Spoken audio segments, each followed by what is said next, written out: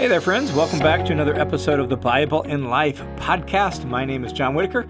I am the host and creator of the Bible in Life, and I am grateful for you, glad that you're joining me on the Bible in Life.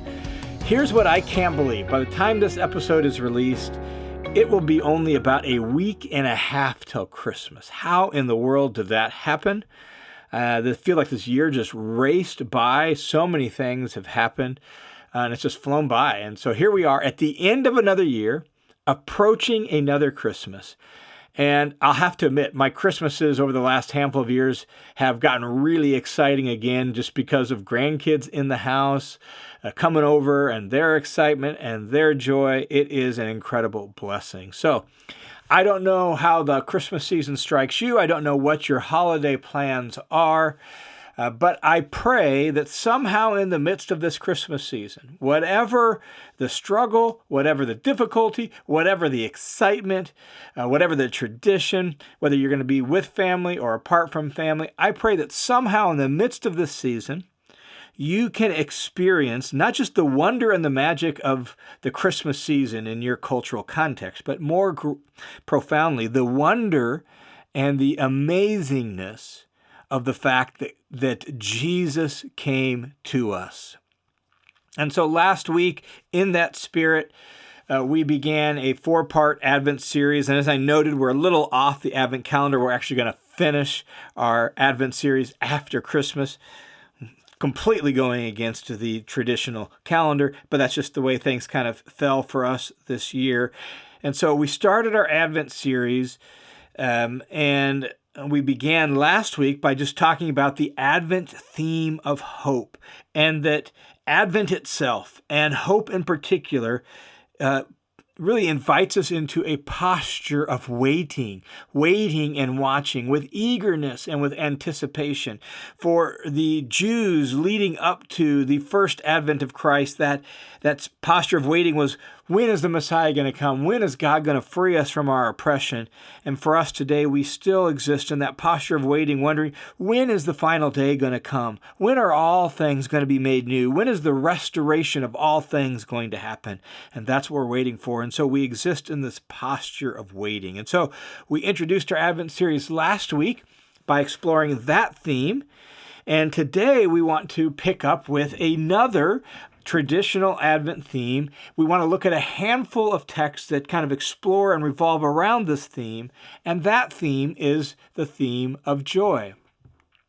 And for many people, the Christmas season naturally invites joy. There's family, there's friends, there's traditions, there's parties, there's anticipation of the big day and all sorts of fun.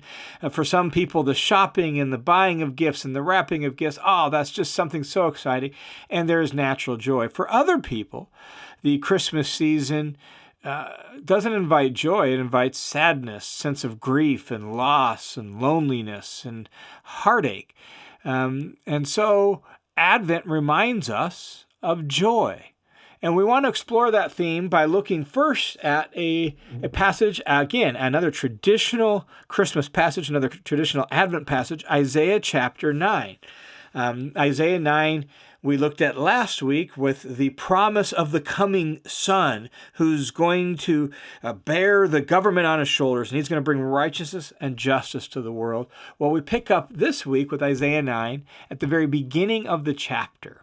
Isaiah 9 verses 2 and 3 says this: the people who walk in darkness, we're talking about the Jewish people and their exile and the darkness of oppression and difficulty, right? It wasn't a happy time. It was a dark season for centuries, actually. The people who walk in darkness will see a great light. Light is going to break into the darkness. Those who live in a dark land, the light will shine on them. You will multiply the nation. You will increase here's our word, you will increase their joy. They will rejoice in your presence as with the joy of harvest, as people rejoice when they divide the spoils.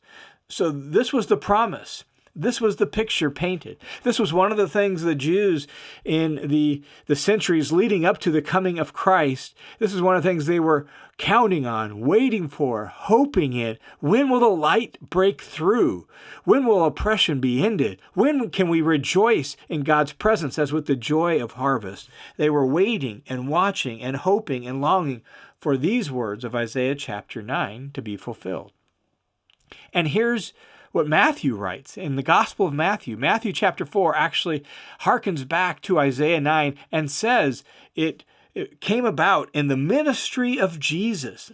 Matthew chapter 4, picking up in verse 12, says, "Now, when Jesus heard that John had been taken into custody, he withdrew into Galilee," the northern part around the Sea of Galilee. "Leaving Nazareth, he came and settled in Capernaum," a town on the northwest corner of the Sea of Galilee.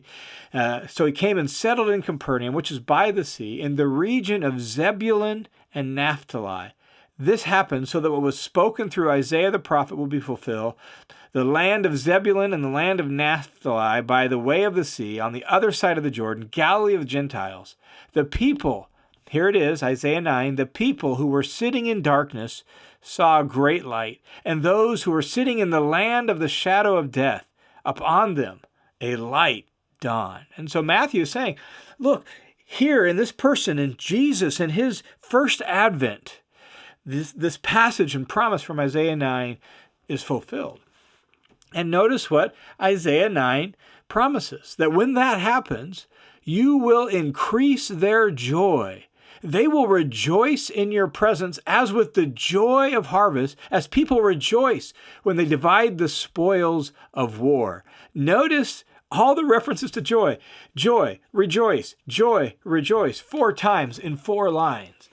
There's a heavy emphasis that when this promise is fulfilled, there will be great joy. And Matthew says it was fulfilled in the first advent of Jesus.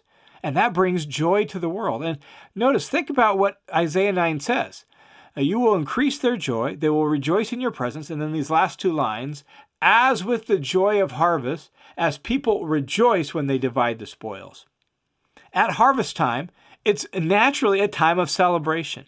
You don't have to try to rejoice. You don't have to try to whip up some sort of feelings of pleasure and happiness. You're genuinely grateful and happy for the bounty of the harvest. And in their culture, it was a communal celebration. The whole village would work together in bringing in the grain and winnowing the grain and preparing the grain and all of that. It was a communal celebration of joy that just happened naturally and spontaneously every harvest season.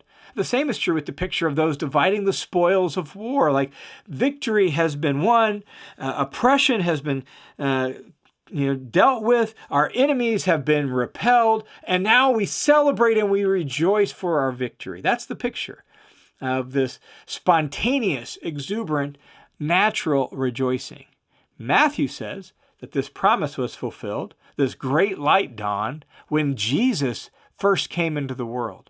In fact, in the traditional, well-known Christmas story recorded in Luke chapter 2, here's the way Luke writes. Luke 2, picking up in verse 8, hear the story of Jesus' first advent. It says this, "In the same region, there were some shepherds staying out in the fields and keeping watch over their flock at night.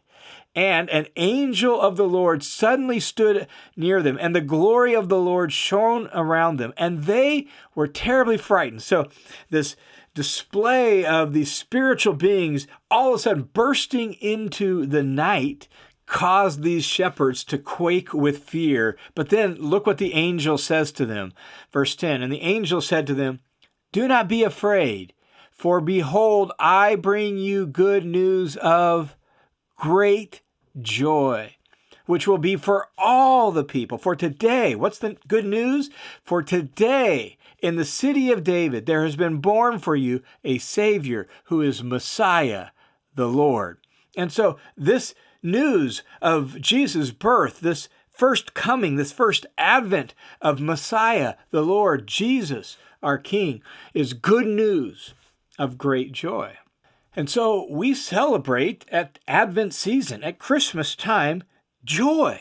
Joy not because all our circumstances are right, not because everything is perfect, we celebrate in joy because Messiah has come. The King has been born. A great light has broken into the darkness of the world.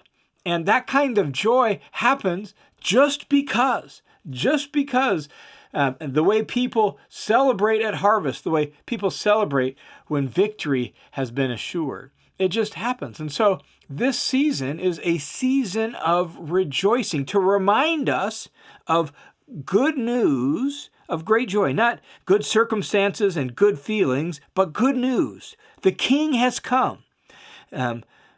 Victory, in a certain sense, has been won. He won the victory over the powers of death and sin, the spiritual powers of evil. He won that victory through his death on the cross. Jesus' first advent is news of not just some joy, of great joy. And yet, the world still is full of plenty of darkness. And yet, there is still plenty of evil in our world. And yet, there is still oppression and injustice. And yet, Messiah has come, but we still long for all things to be made new. We're still in that place of waiting. And so we still have this tension. And so Isaiah's promise and Messiah's coming, it didn't quite work out maybe the way the Jews who were hoping and thought. They were expecting when he came the first time, all sin, all oppression, all sickness, all death, all evil would be removed. Darkness would be banished and light would prevail. But it didn't quite work out that way. Messiah came. It was good news of great joy, and yet darkness still remained. And so we have this overlap between the darkness and the light. We have this tension between the good news of great joy and the prevailing news of war and hunger and sin and death and destruction. And so in the midst of the Advent season, this is an opportunity for us to remember that we have to fix our eyes on something deeper and bigger and more than what is constantly thrown up in our face on a daily basis. That there is good news of great joy that someday will prevail over all the news, all the bad news that is in our world. And the apostles knew this. They understood this. And so let me read you a passage from 1 Peter chapter 4 that really helps us understand right where we stand right now. 1 Peter chapter 4, verse 13, listen closely. But to the degree that you share in the sufferings of Christ, that is, to the degree that you share in the sufferings of Messiah, his suffering for the world, his suffering to bring his light to the world, his suffering to make all things new in the world, his rejection and his opposition by the world, to the degree that you share in all of that, keep on rejoicing. Right now, in the present, in this world, where you're suffering, where things are hard, where you're suffering even in prayer for the soul of the world, right? To that degree, keep on rejoicing right now in the present, so that, this is what Peter says, so that, with the goal that, with the aim that, at the revelation of his glory, when he comes again and the curtain is pulled back and we see the King for all his glory, at the revelation of his glory, you may also rejoice and be overjoyed. You may rejoice with joy exceeding abundantly beyond anything you can imagine. That's the idea. Notice the tension.